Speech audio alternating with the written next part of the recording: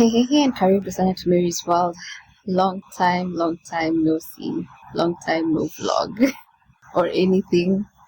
Yeah, I've just been doing shorts. That's the most that I've been able to do for such a long time. But I'm doing okay. It's November 2025. This year has just been running. Like, I can't believe that the year is almost coming to an end.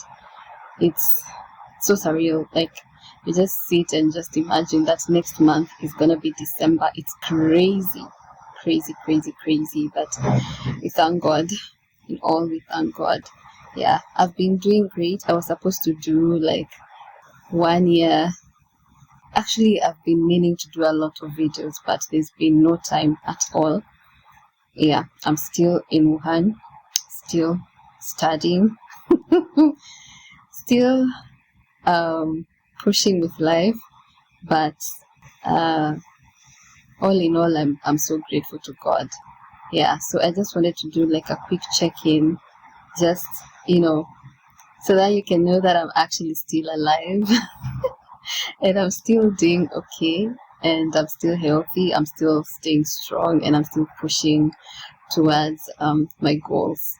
Yeah, so I remember the first video that I ever did when I announced that I was back in Wuhan. I was so confident that I was gonna be staying in Wuhan for like 3 months, because I came in September, mid-September. I think I landed possibly on the 19th, somewhere thereabout of September. And I knew that I'm just gonna be staying that September, October, November, December. I am out. And I remember I was met with some very shocking news. When I got back, first of all, I really struggled getting back. The frustrations that I faced were so many, starting with my employer at home,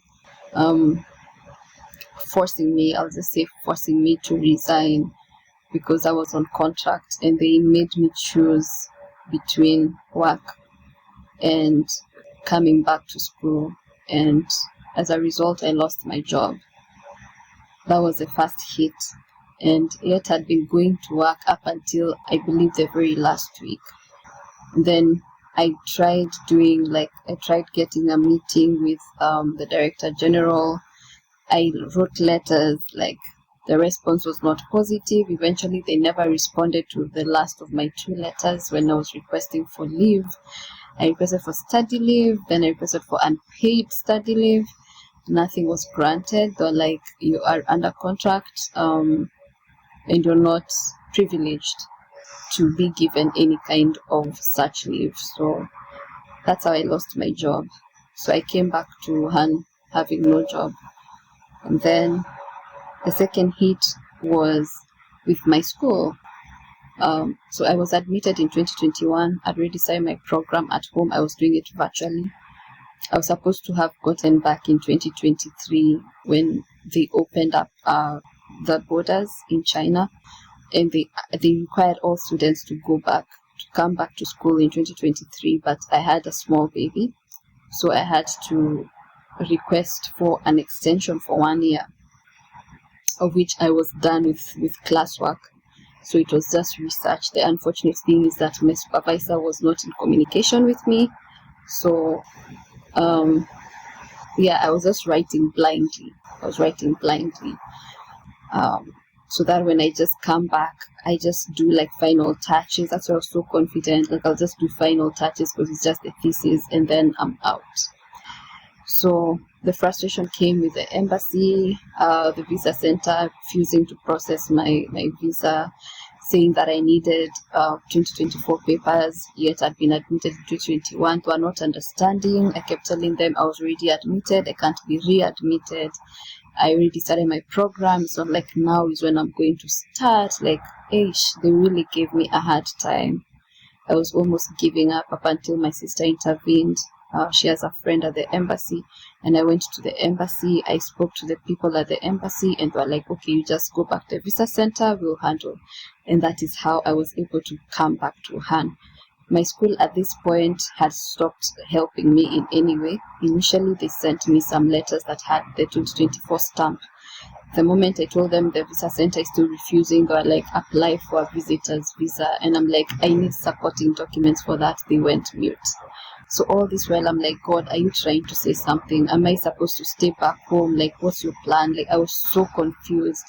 But then at the same time, I was like, I need to go back to school. I only asked for 1 year leave. I need to go back. And especially because my supervisor was quiet, I felt the urgency to come back and be able to figure out what's going on so that I can just finish this, the schoolwork and finish the program and, just be home, be present, niweze kupanga maisha. So anyway, I managed to come again on the travel day-ish. Telling you the battles were a lot. On the travel day, I got to the airport in good time, but then also there were hitches.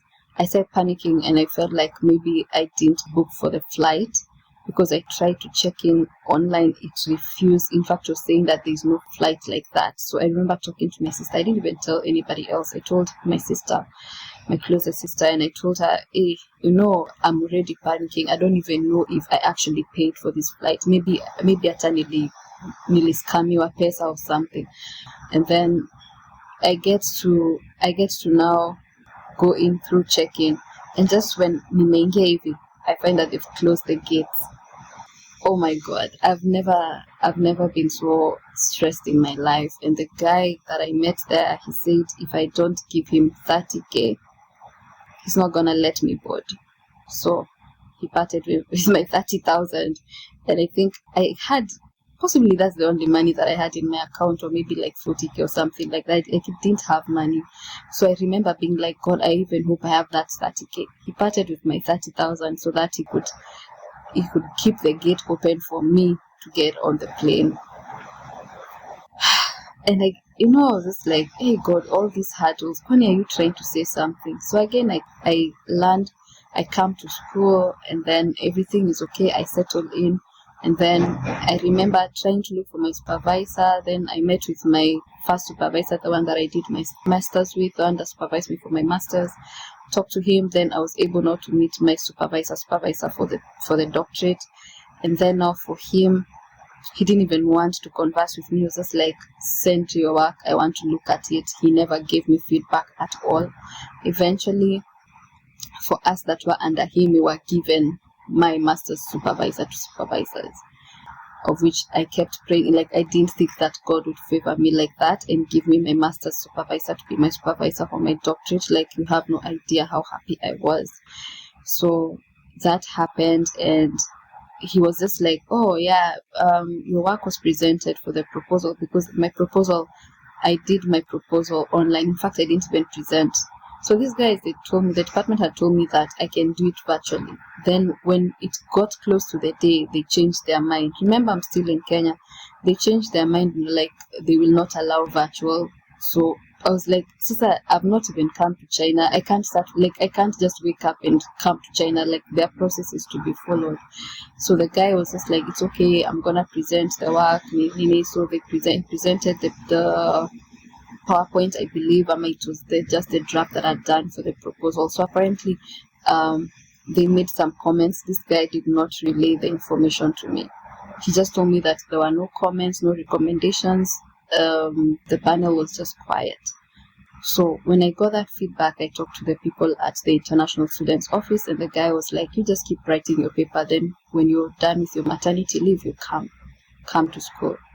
So that's what I did. So now here I am. I've been given a new supervisor, and guess what the supervisor is saying? We did not approve this work, nini. So you need to check your work again. Can you imagine? Me, who has said that I'm coming to China for 3 months, I've told my children I'm staying in China for 3 months and I'll be back in December. Now here I am being told that I can only graduate the next year, December, a whole year plus. And I remember it hit me so hard. And now things had to move like very fast, because now I had to redo a proposal and start a study afresh, still within the same topic, but taking a different dimension and making it more wholesome, because apparently what I'd done initially, they say it was a bit too shallow for a doctorate, so they needed something deeper. So there I was, and I'm like, God, I'm not under scholarship. That means more money is going to be spent for my expenditure, for everything, accommodation, like things that we've not even planned for as a family. And I talked to my mom about it. Of course, it was a very huge transition. Talked to my kids. Of course, it's only my son who could understand. My daughter, not really, because she'd not even turned 2 yet. And there I was. This is how I found myself here, 1 year plus, being so busy trying to redo that work, rewriting my dissertation. And currently, as of now, November 2025, I have submitted my final paper. So it's undergoing what we call a blind review. A blind review is whereby the paper goes through hands of different panelists or professors who check the work, and they're able to rate it. And out of the marks that they give you, you either get a pass or you fail. And yeah, and that's how you know whether you're gonna become a doctor, or you'll have to spend a little more time working on your paper for you to graduate. So I'm praying that I get through the blind review, I get good feedback, I get good results, so that this December, next month, I can be able to graduate. There won't be any ceremony. Usually for December there are no ceremonies. Ceremonies are only in June, so it will just be final defense and that's it. So that's what I'm awaiting. So the results should be coming in possibly mid of this month or somewhere end of the month. Yeah, in my department we were less than 10 that were doing this whole December graduation thing. So yeah, they should be done very soon, possibly next week or the week or beginning of the week after that. So yeah, that's how come I'm still here. That's how come I'm still here.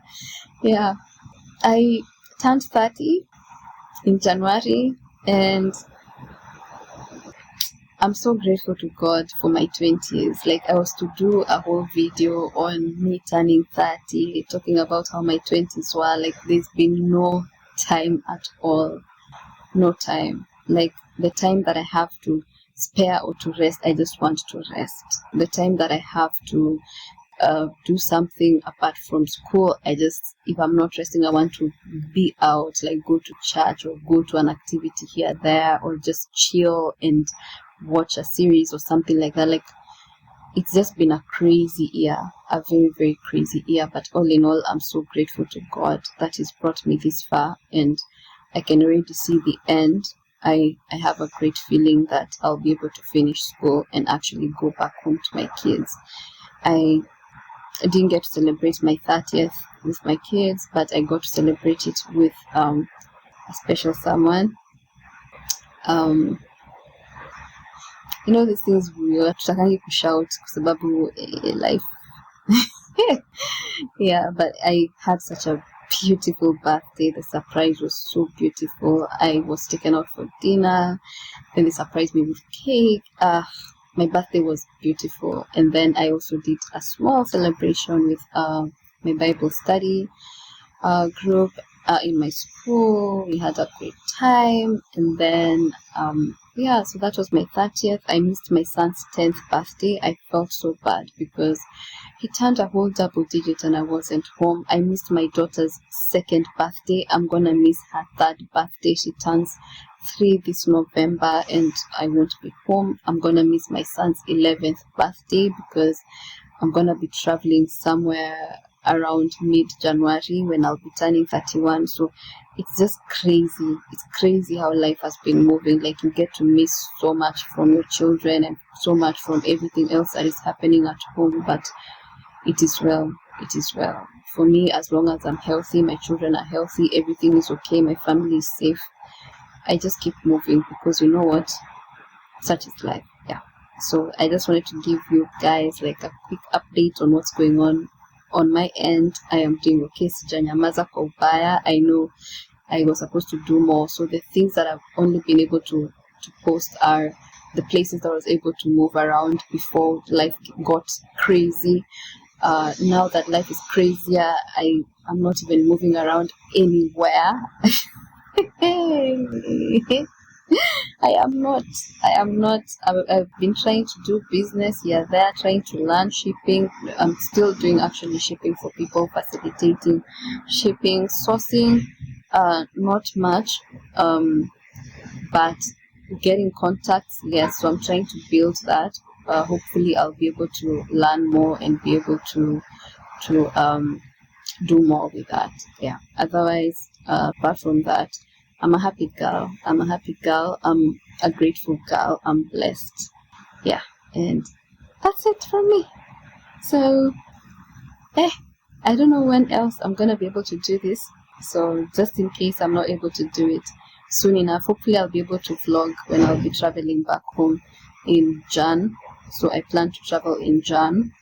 I'm currently doing some Chinese classes because I had to get that extension for that period of time so that I can finish school. So the extension runs up to this semester. So this semester ends in Jan. So since I'll still be having classes, my visa expires end of January, so I have to be out of here my 20th Apple. Around my birthday, I think I should be traveling, or I could even spend my birthday at home, Nitajua. Yeah, so around that time. But currently I'm doing Chinese classes. Those are what are keeping me busy as I wait for my results. Yeah. And that's also doing other things. I've been studying, like doing courses online, just trying to gain more skills and stuff like that. Just because, employment is tricks. You need a lot of skills here and there. So I'm trying to get extra skills that could possibly open up avenues for me in terms of opportunities. Yeah, because I have children that I need to take care of. And also need to take care of myself. Yeah, so that's about it. I'm happy to do this today. Yeah, mbarikiwe sana and keep taking care of yourselves. I'll see y'all when I see y'all.